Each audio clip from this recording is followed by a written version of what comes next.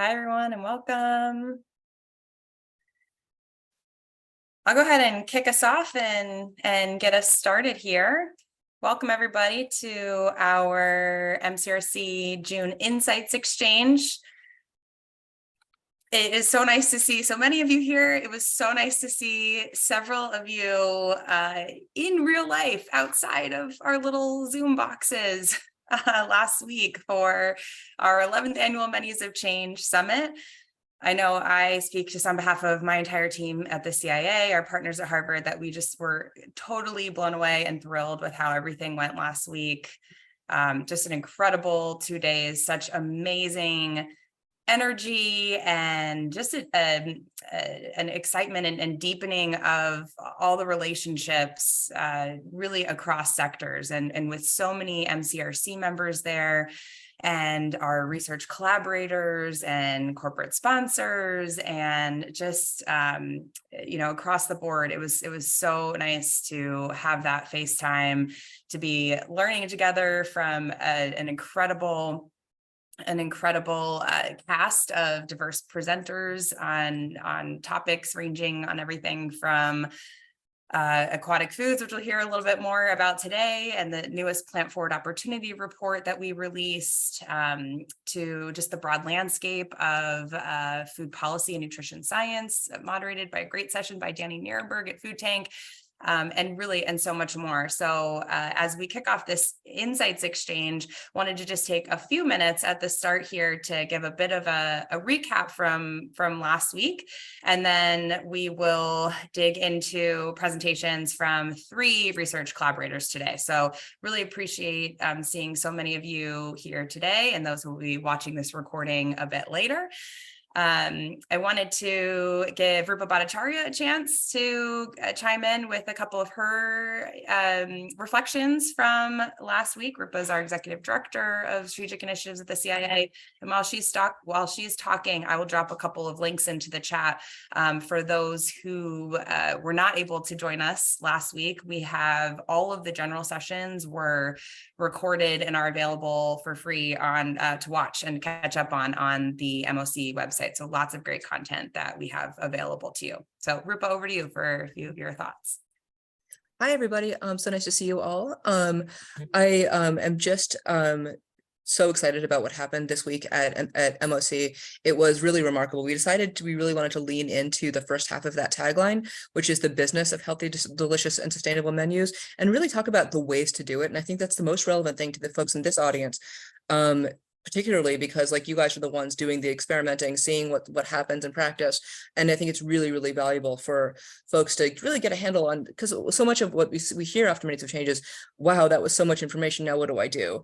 And I think one of the things that we really hoped to do was tell people, this is what you do. These are the ways that folks have been successful. These are the ways that folks haven't. And really digging into both the policy landscape and what else folks can do that, leads to behavior change. So it was really a phenomenal and deeply informative couple days. Alison and I are both still very much recovering from it, but it was incredible, and we're so glad that so many of you could join us. Thanks, Rupa. So I dropped the link to the webcast in the chat there. And again, just thanks for those of you who were able to be there. This year, we experimented with a new networking mixer format to encourage cross collaboration among our MCRC members, and also with our Healthy Menus R&D collaborative members who represent more of the high volume, but there's already some nice overlap of members with our contract management companies and some of the friends and corporate sponsors. So just really that was a lot of fun to have that sort of separate intimate networking piece as well. So yeah, we're just really thrilled and happy to answer any questions or, follow up on any of the learnings or connections that came out of that. But really today, the focus, we wanted to highlight our relationships with our research collaborators. And before we do that, just one interactive poll that we wanted to do. I want to hand it over to Abby Fiammartino, our MCRC Research Program Manager. And she'll be doing a quick little poll check-in for the MOC principles. So Abby, over to you. Yes, thank you, Allison. It's wonderful to see such a great group here today. So great to meet many of you last week at Menus of Change. So just building on that, I'm going to put a poll link in the chat. And you can please keep introducing yourself and where you're from, as Sophie added that chat prompt in the chat as well. So here is a link to a live poll through Mentimeter. What we're curious to see is which of the Menus of Change principles are your top priorities right now. So you can choose up to 5. In a moment here, I'll share my screen and we can see live what everybody's working on, where there are similarities and patterns of kind of top priorities of the MOC principles. So please go ahead and click that link and add up to 5 that you're focused on right now. And then I'm going to go ahead and share my screen. We can see what happens here. What are the results?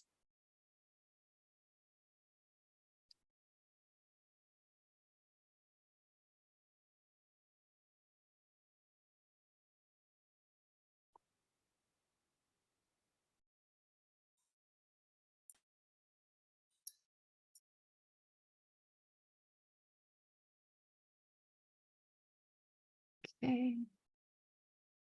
I think there's a way that I can do this in full screen. Let's see. Aha, great. So we're seeing in live time what's happening here. We have 5 thus far on celebrate cultural diversity and discovery. I know it might be quite small on your screen.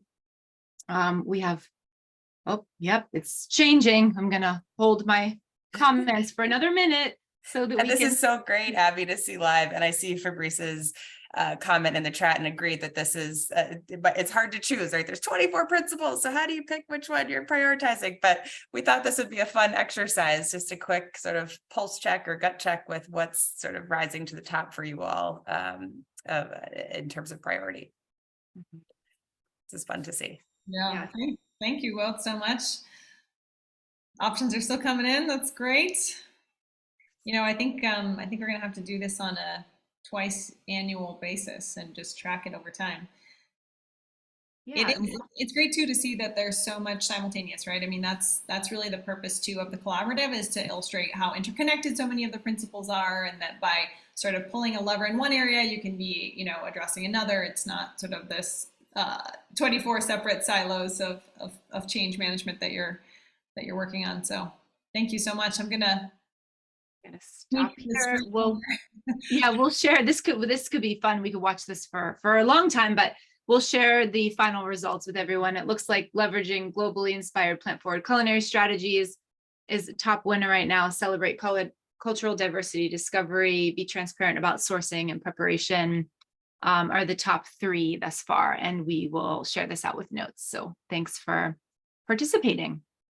Yeah, thank you so much, Abby, for the fun snapshot. Great to see everyone. For anyone who doesn't know me, I'm Sophie Egan. I'm director of the Stanford Food Institute and Sustainable Food Systems, and the proud co-director of the Menus of Change University Research Collaborative.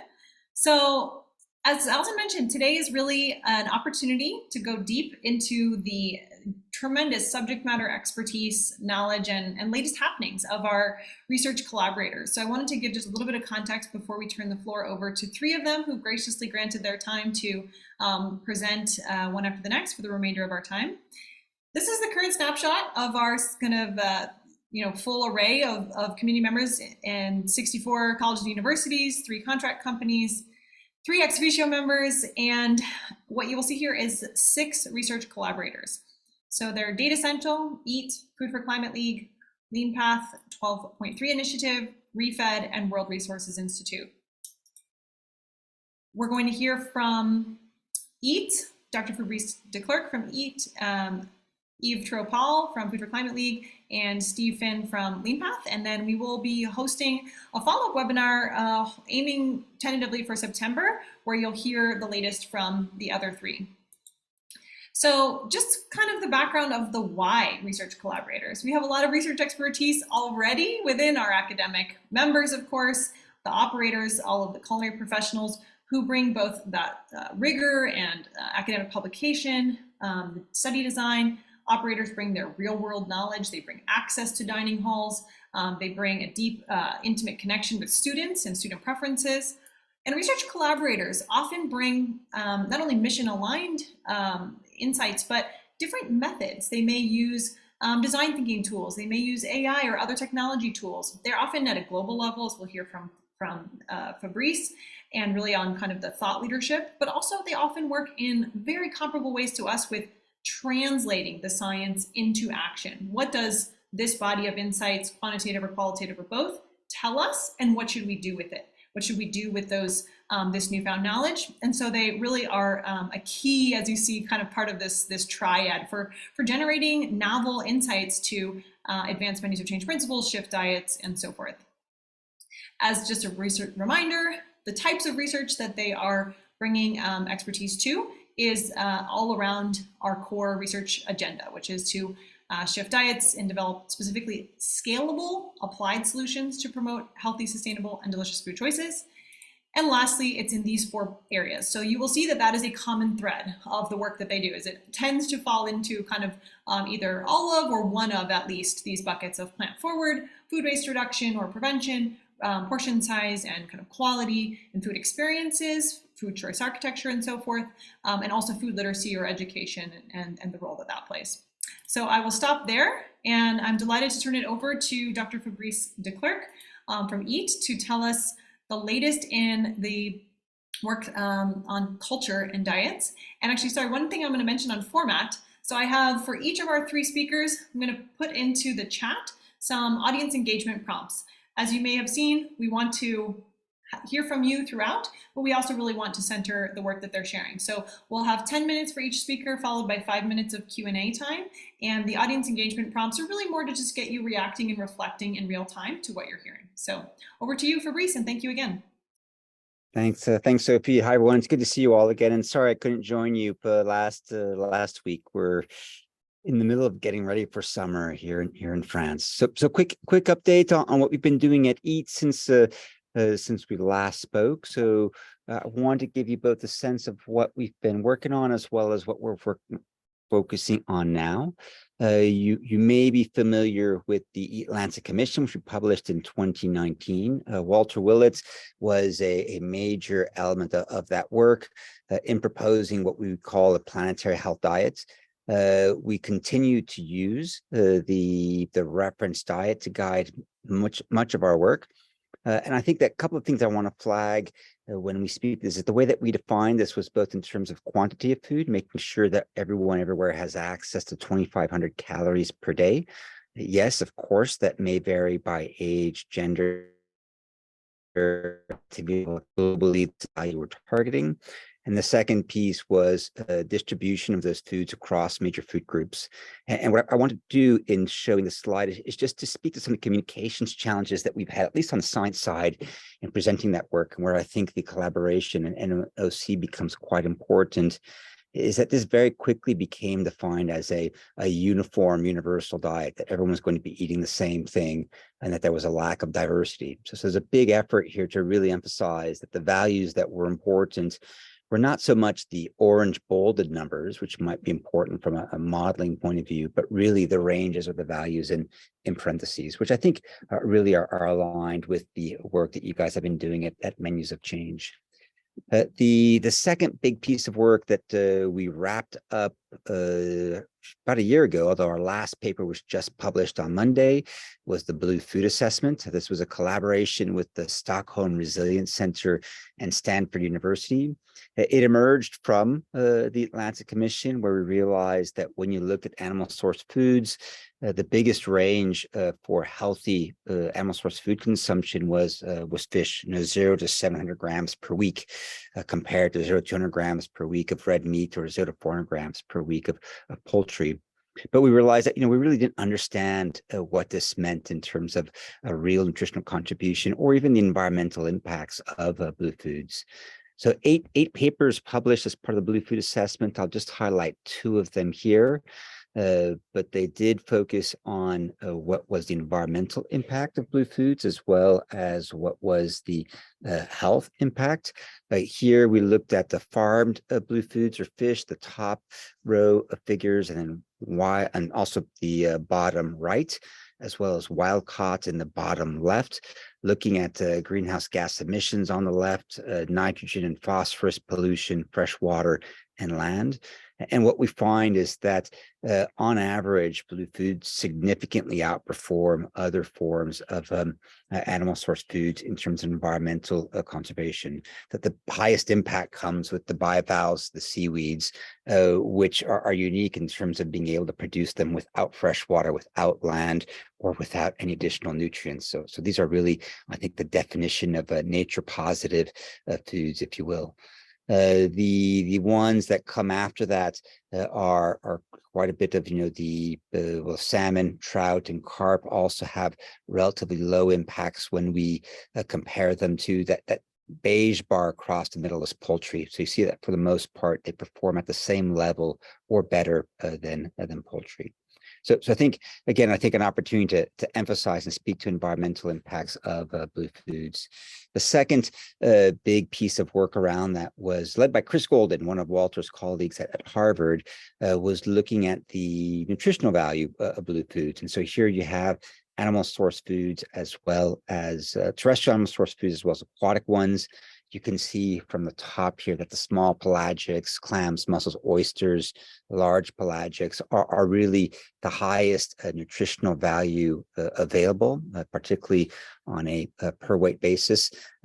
Big debate about whether we should keep aquatic mammals in this group. We're not recommending that people eat aquatic mammals. There are some cultures where that remains legal. So we did want to recognize the cultural value, but again, wanted to flag that we're not proposing that we should have global consumption of aquatic mammals. But in general, you can see that the top 6 are all aquatic foods, followed by beef, lamb, and then moving down to pork. So really high nutritional value from blue foods. The other thing that is now happened is we've launched a new Eat Lancet Commission. We're at the end of our first year. We were very fortunate last week to find that someone had conducted a systematic assessment of Eat Lancet 1.2, at least the first 2 years of impact, Angela Tulloch. Which was, I think, quite valuable for us in terms of being able to get an external perspective, what worked, what didn't work, and what might we improve in version 2.0. Their takeaway was that sentiment analysis indicated that opinions were on average more positive than negative about the commission, that the positive statements centered around the benefits of informing policy, public health, and raising public awareness. Some of the more negative ones would include insufficient attention to socioeconomic dimensions, feasibility, and environmental effects other than emissions. I find that last one confusing since we did look at 5 planetary boundaries and not just emissions. But I think this does raise, some important points as to what we're trying to do with this new version, including pay much more attention to individual needs. But again, recommendations based on different age group, genders, a very strong focus on culture, and I'll speak to that in just a minute. And we're launching this in collaboration with the CIA.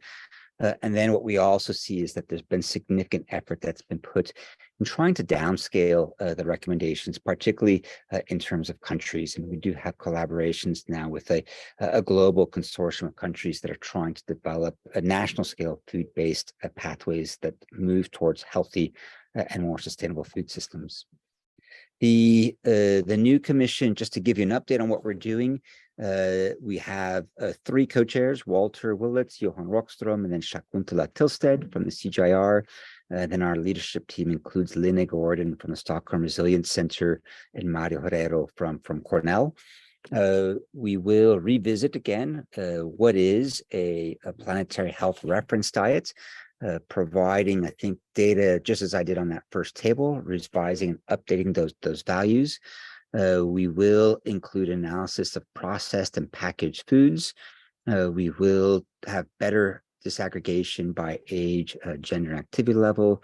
we do want to pay more attention to substitution, right? So you can, for example, be vegan and vegetarian and be healthy if you're consuming sufficient plant-based proteins.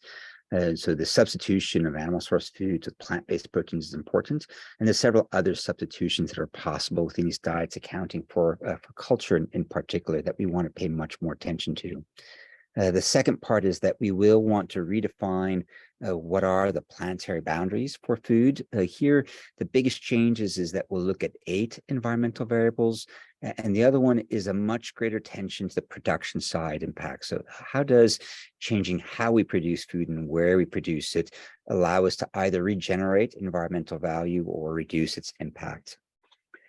Third is the really newest piece of this work, and that's attempting to see whether we can define what a just food system is.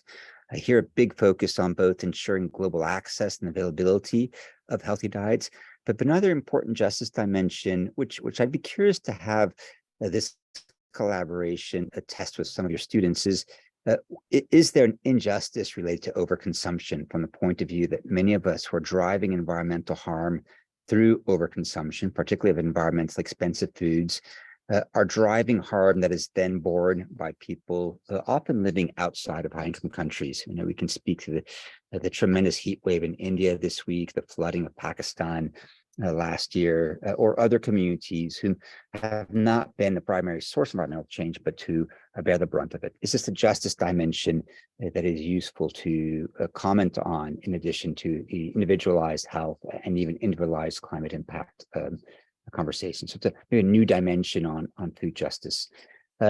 Fourth, modeling work, which will be on steroids in this case. We're really aiming to model this work on the IPCC, the Intergovernmental Panel on Climate Change, to see whether we can create a normative framework that would allow any modeling team anywhere to submit and contribute to food system pathways. So really trying to break open the community of folks who are trying to identify ways by which food can have an impact on both health as well as environmental and justice issues. And finally, the third point, which again I think is important for this group, is we're really wanting to make sure that we close this out with clear examples of how this change happens. You know, are there examples of communities, individuals, frontline workers in food systems who have been able to make meaningful impact in terms of shifting towards healthy consumption from sustainable production practices and bringing in some of that justice dimension? I'd be keen to discuss with you guys whether there are spaces for that. I don't want to dwell on this. I think I'm already running a bit behind, but we are looking at 8 of the 9 planetary boundaries compared to 5 in the first edition. I think that the one that's maybe most relevant, interesting to this group is biocides. Can we define a planetary boundary for antibiotics, herbicides, insecticides, and other biocides used in food production, looking at both the human health as well as the environmental health dimension? We have a fantastic new commission. 30% are carried over from the first round, with 60% new individuals, broad sets of geographies, broad sets of disciplines. Carlos Montero, who's a leading expert on processed foods, Ramanan Lakshmanarian, who's fantastic expert on antibiotic resistance, Teresa Marto, who's a great expert on behavior change. So really, I think trying to fill in some of those gaps from the first commission. This is an old photo that Walter had developed with Molly Jansen, but I think what I want to emphasize here is that where we struggled the most, I think, and Greg reminds us of this all the time, is that this is healthy, safe, just, and delicious.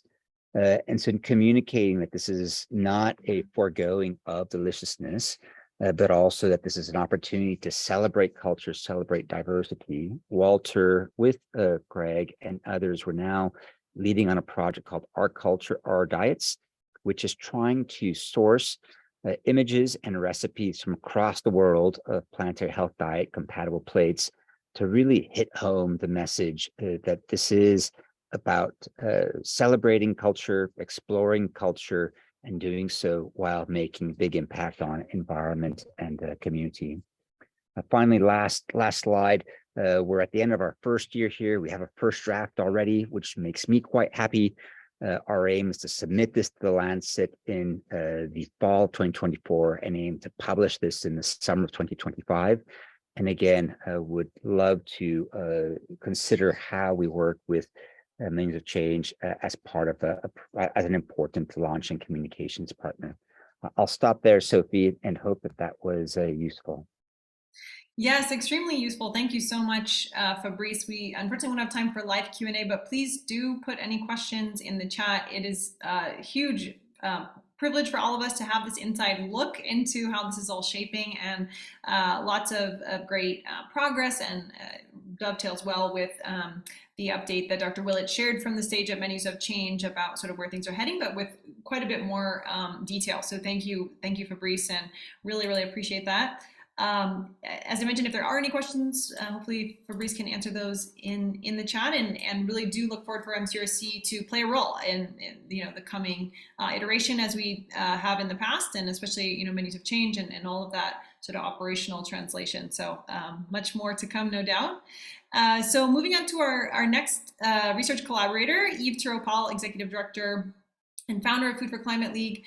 She'll be sharing our aquatic foods toolkits that you're not crazy if you were there and you saw me wearing a different hat. I was presenting on this work last week, but really wanted you to hear it from Eve, and also use some time together for folks, especially if you were not able to hear it, to share some feedback. So I'm going to be dropping a couple questions in the chat, and really eager to have this be a little bit of interaction on how bivalves and sea vegetables appear or not in your operation. So Eve, over to you.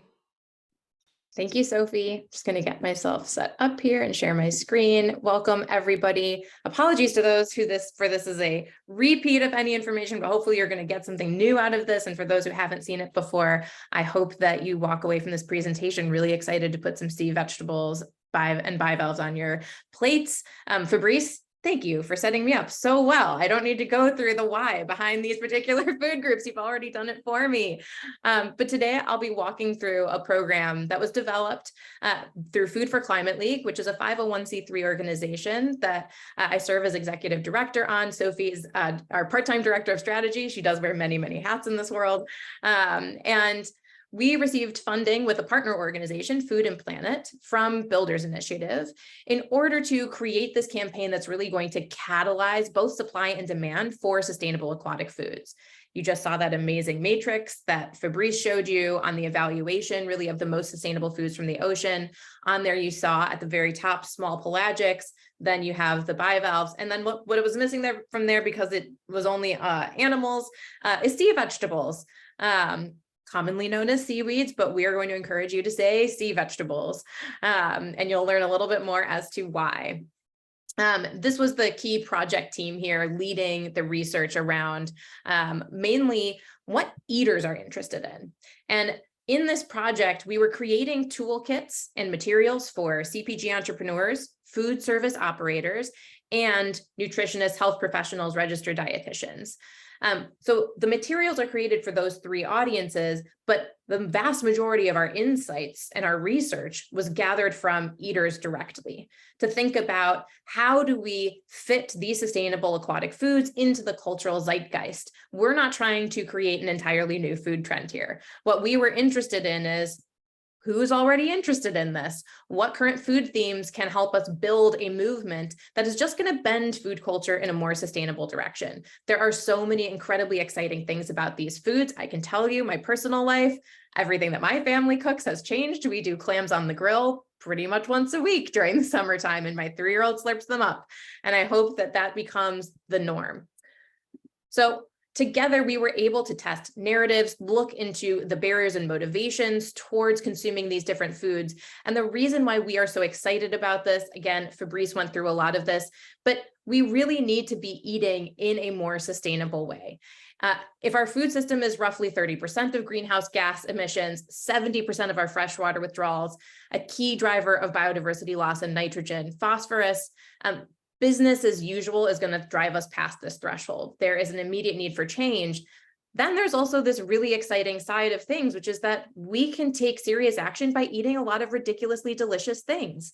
And here we're just highlighting a few ridiculously delicious things that many people around the world already consume, but really are under-consumed here in the United States. So again, these aren't novel products. They have existed for a very long time. There are many communities around the world who eat these foods on a daily basis.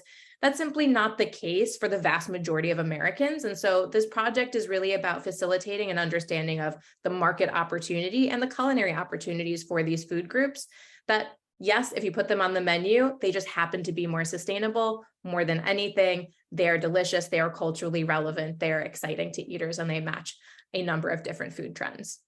So this is the research that we undertook. We really talked to a huge number of people through a wide variety of both qualitative and quantitative research methods. And we set out to understand the motivators, the barriers to using these foods within the food industry and amongst eaters.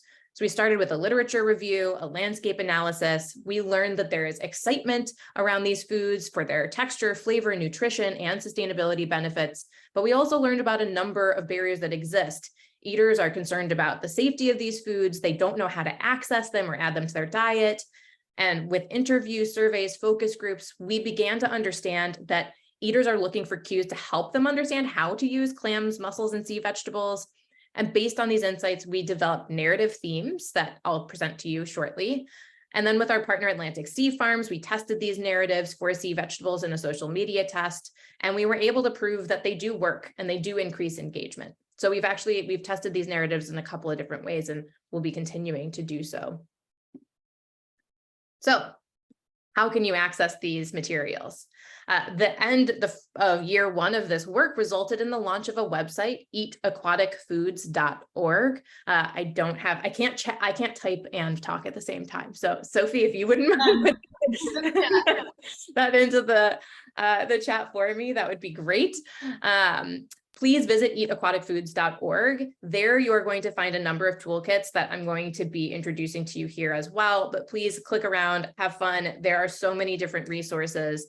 And the beauty of this collaboration with Food and Planet is that we have evidence-based nutrition research and communications guidance for food service operators, for folks in CPG, product development, and folks who are really centered on nutrition, health, and well-being. So I'm just going to show you a little bit of what is on this site.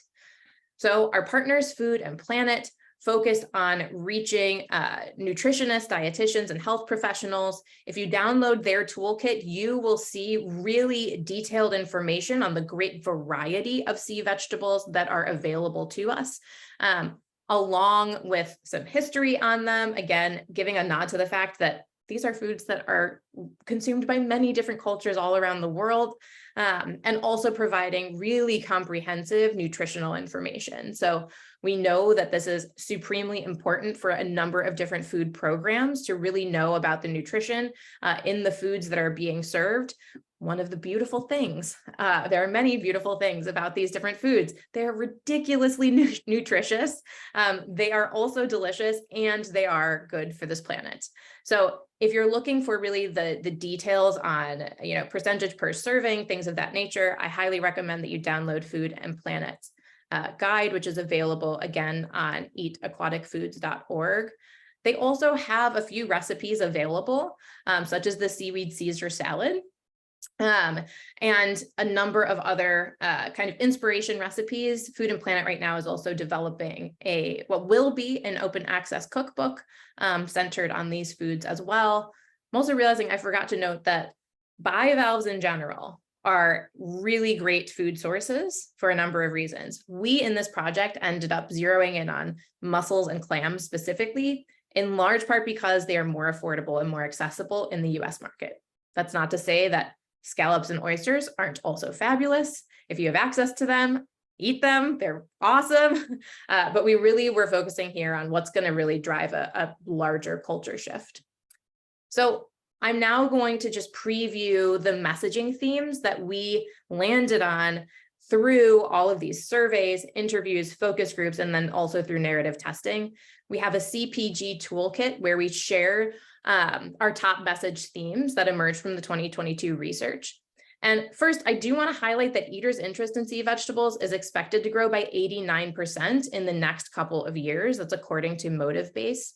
And this really is an area that's going to grow for a number of reasons. Number one is that people are interested in health, they're interested in sustainability, but also in versatility.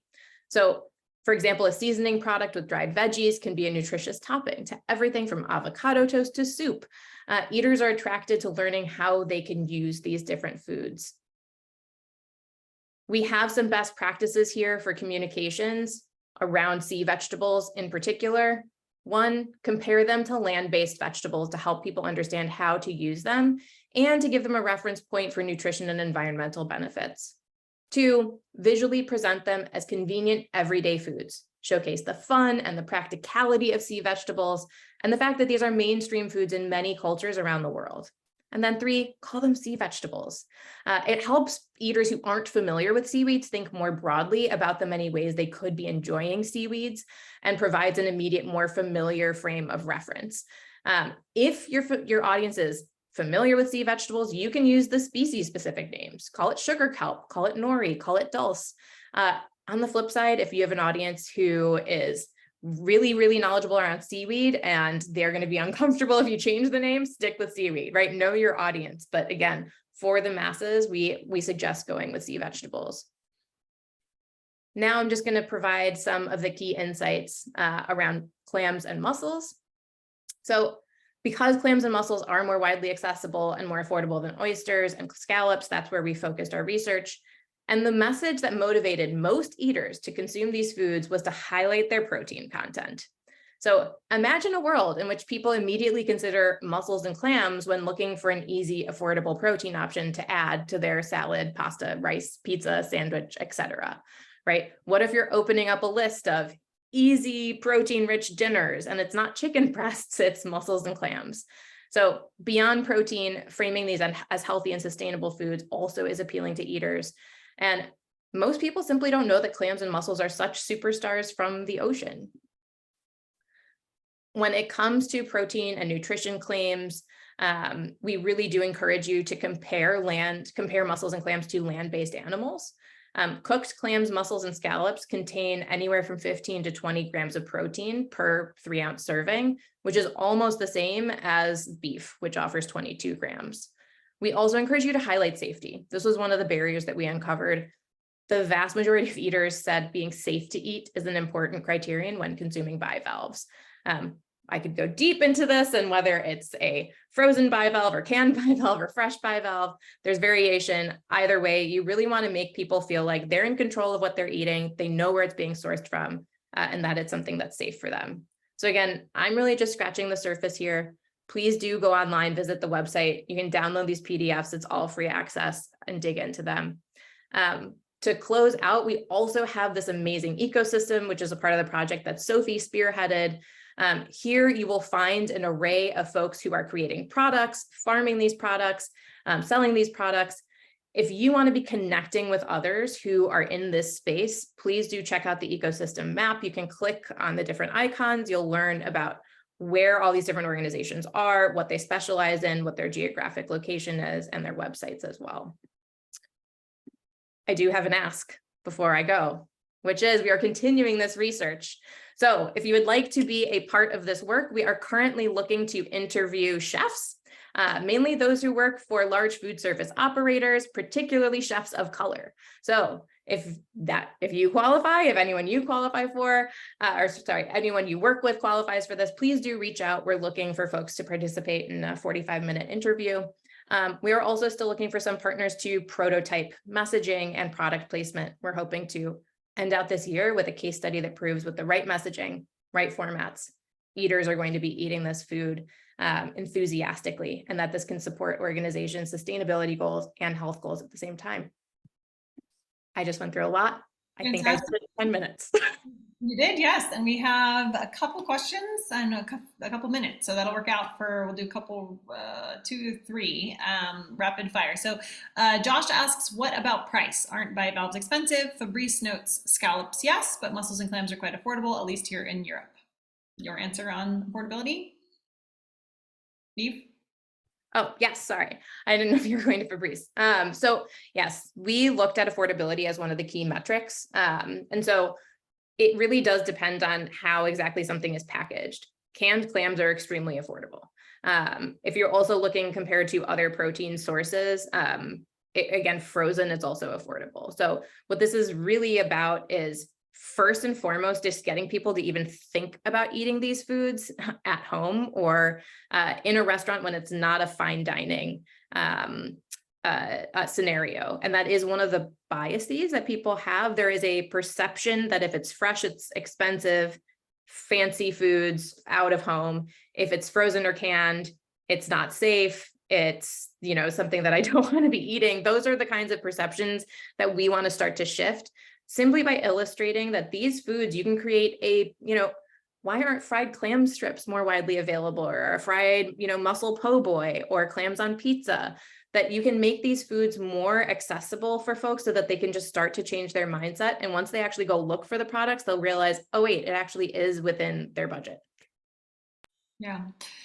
Fabrice notes, frozen section is helpful here, bivalves, pre-cooked and shelled. And those are the big key points, is not the kind of classic, like on the half shell, more special fusion items, and then easy to toss into a pasta or salad, sandwich, etc. So you can check out more in the toolkits. And then last question for you, Eve, from Michelle. When you mentioned safety, I'm thinking about water quality and look forward to finding out more on the site. Anything you want to add here? Yeah, I think that this is something that everybody in this industry is focused on right now. And that's the reality, is that it's just like land-based animals. It depends on the environment in which something is raised in terms of the safety and nutritional quality. And I think in oceans, it's slightly harder, right? Because it's fluid. But that is something that we're paying attention to. Again, our partner organization, Food and Planet, is focused exclusively on nutrition, and they're doing additional research in this space as well. And number one has been leading farmer roundtables to really think about what questions are people asking, what answers do they need, and then investing in the research to get those answers. I just want to close with saying that I always have canned clams now in my house, and I always have frozen mussels. Yes, thank you so much, Eve. Appreciate the input, and keep the answers coming too to my chat prompts. Thank you, Chad. You win gold star for responding. So last but not least, we have Steve Finn, and you saw at the beginning I mentioned the array of topics that we do focus on, and food waste has long been a big part of our research agenda. So great to have both ReFed and Lean Path 12.3 as research collaborators on the ever challenging and ever exciting quest to reduce and, more importantly, prevent food waste. So Steve, over to you. And if you want to, I can see your slides, but they are not yet. There we go. Perfect. Now they're full screen. Perfect. Over to you, Steve. Thanks. Okay. Can you see them? Because I actually can't see them. Actually. So yes, I can see them perfectly. Huh. I'm going to probably important that you can see them. Yes. Let's see. In the meantime, Fabrice has invited everyone to Brussels to have mussels. So I'm seeing an increasing tally of people who are taking him up on that idea, which I very much look forward to. Okay, great. You can see them, Sophie. The sizing is weird for me, but I'm just going to go with it. Okay, yeah, if you can see them that way, then that's no problem. Just proceed that way. Okay, great. I know that not everyone here is familiar on the call with Lean Path, so I just wanted to note that we work with multiple stakeholders in the food system, and I just wanted to quickly introduce what we do on the business side to lead into what we do on the 12.3 initiative side. And we'll just click this way. It's not advancing, Sophie. I'm very surprised. If you click, so you're saying if you click on slide 2, it doesn't actually want to go to slide 2 for you? Yeah, something's very odd with this. No problem. I'm happy to share. Are you able to share, Sophie? Yes, no problem. Just give me 1 second. I've got the PDF right here. Sorry about that. That's first. Okay, so here we go.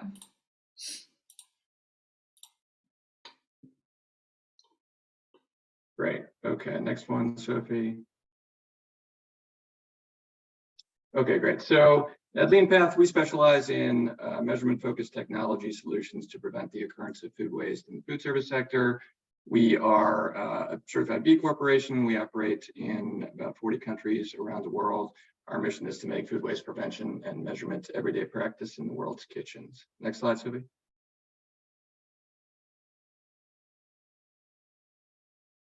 And as I think everyone on the call does know that, and we espouse this, food waste prevention is the highest impact solution in food service, and that occurs through a process of daily measurement, which is what we lead. Next one, Sophie.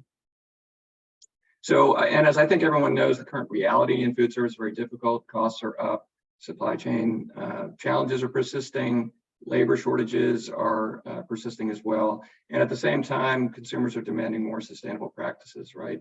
We find also that the typical kitchen wastes anywhere between 4 to 10% of purchases, and therefore, if you have $1 million food spend, you're wasting anywhere from $40,000 to $100,000 right off the bat annually. So a big need to reduce food waste for a number of reasons, obviously. Next one, Sophie. So the good news, as we say, is that food service can take control of their food waste with a Lean Path food waste prevention program. You can cut your food waste in half, save your 2 to 8% on your food purchasing costs, get more efficiencies out of your operation, engage your staff, and become more resilient, which is an important lesson from the pandemic, certainly. Next slide. The way we do this, obviously, is by making food waste visible, right? Food waste has long been the elephant in the kitchen, excessive but unaddressed, and due to our culture, and often not a safe discussion point as well. And so we not only make that a safe point of discussion, but we also make food waste visible so that it can be acted upon. Next slide. So I often hear that food waste reduction in operations is hard, that measurement is hard and it's expensive. And we flip that paradigm. We say that food waste measurement is easy. In fact, one of the easiest things that we do is the metrology piece after doing that for about 20 years. And it should not be looked at as expensive, but is really an investment in savings, right? When you get an ROI of anywhere from 2 to 7, any controller would sign up for that, right? So we make this easy through a process that we call track, discover, and drive, tracking and measuring each case of food waste in your operations, discovering the prevention opportunities from the data that's involved in that, and then driving results through behavior change. Next slide. So we have the proven process, which I just alluded to prevent food waste, and we enable that through a suite of trackers that fit the needs of any sized kitchen, customized to those kitchens as well. And so this is just a look at the hardware products that enable that process. Next slide. So really, that tracking and measurement process, of course, leads to data, and we leverage the power of the data. When food waste is tracked, the operators can see what's going on, they can understand it, they can see what's generating that waste, and then they can act upon it. And we couple imagery along with that data to really amplify the power of what is occurring in the process, and to enable food service operators to make changes. Next slide. So we really go beyond measurement here. Everything starts with tracking and measurement, and then we move beyond that with behavior change functionality. And I'll get into that a little bit now and some of the innovations that we're working on. Next slide, Sophie. So alerts and goals are one of the earliest things that we did along these lines. If you are a chef and you'd like to get a notice of any case of filet mignon waste in your operation, for example, or lobster waste, obviously very expensive products, we have a tool that enables you to get an email alert so that you can act on that, have a positive intervention conversation to discuss how to avoid recurrence of that in the future, and how to also repurpose that food in the immediate term. Goals to go even deeper on our process to enable you to focus on specific items and energize your whole team around working to reduce waste on those items over, let's say, a 3-week period. And you can assign names to those and gamify them and really make them really interesting challenges for the whole team. Next slide. Some of the examples of the innovation that we've been working on of late, we have enterprise-wide reporting, which is really important. Leaderboards to enable positive competition amongst enterprise sites. We have a donation dashboard with functionality not only to track and report on your donations and the costs associated with those for, say, tax purposes, but also to move toward a perspective of reducing the overproduction in the first place that is leading to that, right? And to cut your costs even further. Menu integration with Seaboard, really important. Photo stream to amplify the power of the data, as I mentioned before. A priority matrix to choose and focus on certain high impact items in your operation. Recently developed a CoachBot tool to take advantage of ChatGPT and offer chat-based coaching tips on related to goals. So really kind of a fun and interesting new development. Next slide. And so to move into from the business side into the Lean Path 12.3 initiative, this is kind of our foundation arm that we developed about 4 or 5 years ago. And this is a way in which we collaborate in a number of ways, research being one of those, to really accelerate the mission of food waste prevention around the world, particularly with resource-constrained nonprofits and research partners and institutions, to help them in the mission of accelerating food waste prevention.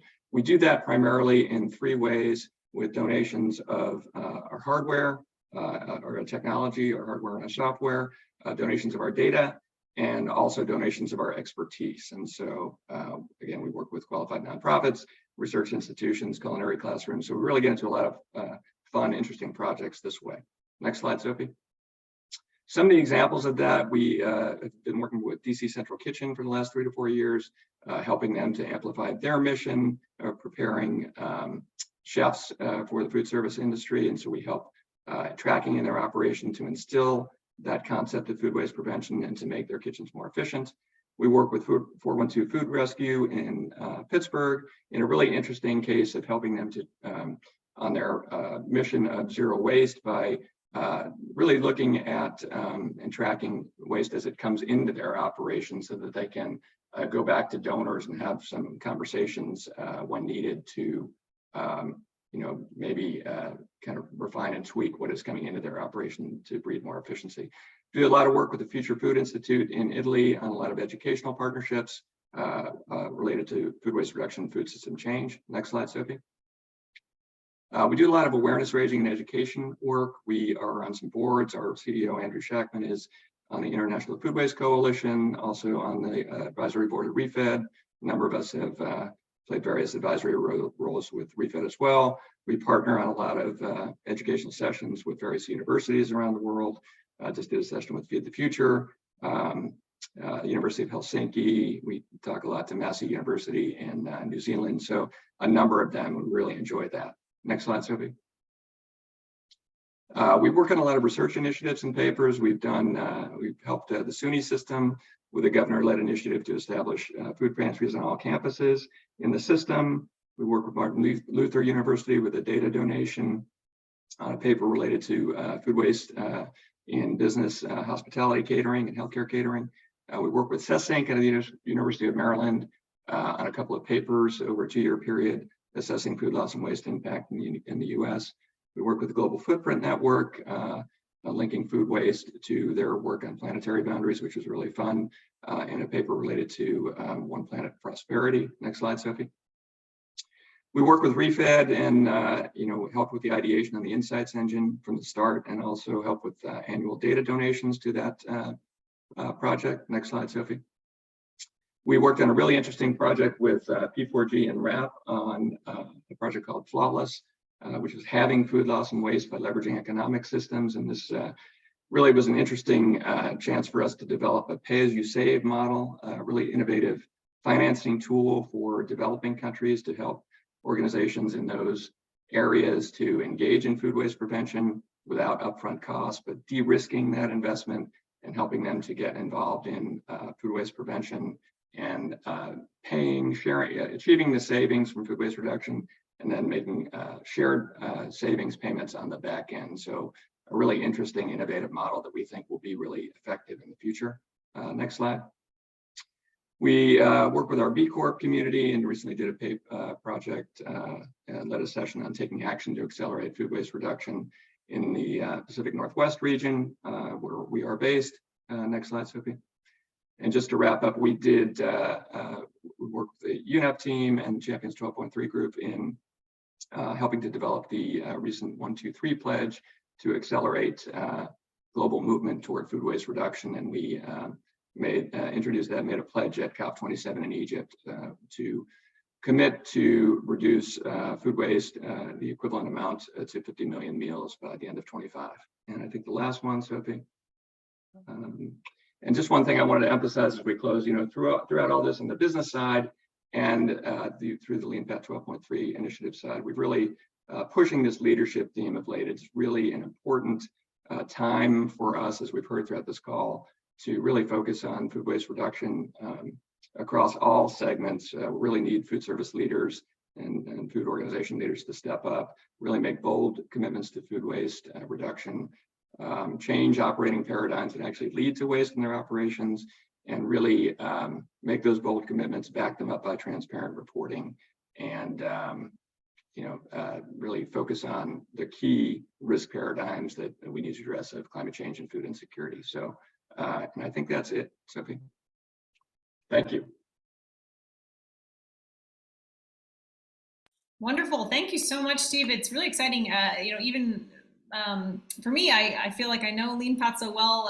Lean Path has been a dear friend and supporter and thought partner to Stanford, as has ReFed on all kinds of food waste efforts for our 1 Plate 1 Planet program, sustainable food program. But it's great to see all that's happening and really so much on the global scale. So thank you for sharing that.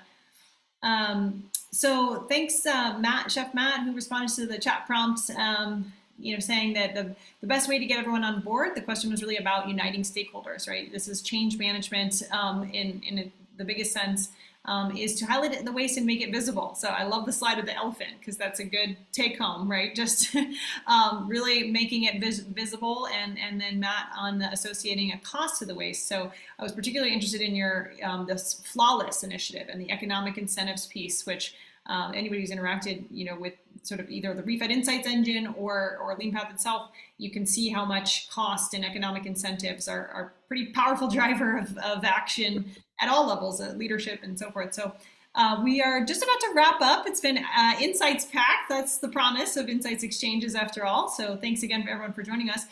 We've got maybe time for 1 minute or one question, but I don't think I see one coming in yet. So I'm going to actually hand it back to Allison for a little bit of preview and reminders of when we will once again regroup in person. And thanks again for joining us in the digital sphere. Over to you, Allison.